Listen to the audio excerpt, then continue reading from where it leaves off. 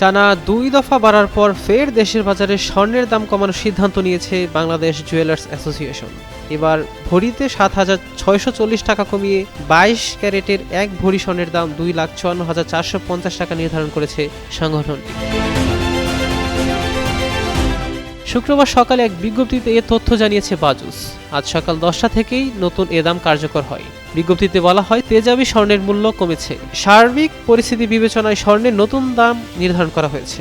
নতুন দাম অনুযায়ী দেশের বাজারে প্রতি ভরি ২২ ক্যারেটের স্বর্ণের দাম পড়বে ২,৫৪,৪৫০ টাকা। এছাড়া ২১ ক্যারেটের প্রতি ভরি ২,৪২,৯০৩ টাকা, ১৮ ক্যারেটের প্রতি ভরি ২,০৮,২০২ টাকা এবং সনাতন পদ্ধতির প্রতি ভরি স্বর্ণের দাম ১,৭০,৪১১ টাকা নির্ধারণ করা হয়েছে।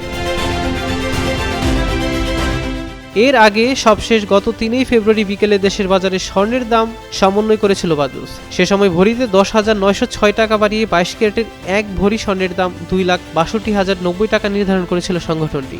হোয়াইট প্লাস প্রো সেনসিটিভ স্কয়ারের মাঠের বাইরেও তো আমরা এভাবে দেশপ্রেম দেখাতে পারি। এছাড়া ২১ ক্যারেটের প্রতি ভরি ২,৫০,১৯৩ টাকা, ১৮ ক্যারেটের প্রতি ভরি ২,১৪,৪৪৩ টাকা এবং সনাতন পদ্ধতির প্রতি ভরি স্বর্ণের দাম ১,৭৫,৪৮৫ টাকা নির্ধারণ করা হয়েছিল, যা কার্যকর হয়েছিল সেদিন বিকাল ৪টা থেকেই।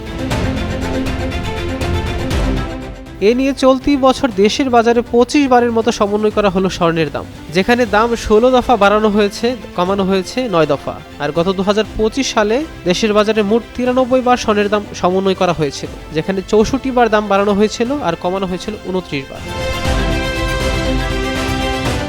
স্বর্ণের দাম কমানোর সঙ্গে সঙ্গে এবার দেশের বাজারে কমানো হয়েছে রূপার দামও। ভরিতে ১৭৫ টাকা কমিয়ে ২২ ক্যারেটের ১ ভরি রূপার দাম নির্ধারণ করা হয়েছে ৬,৩৫৭ টাকা।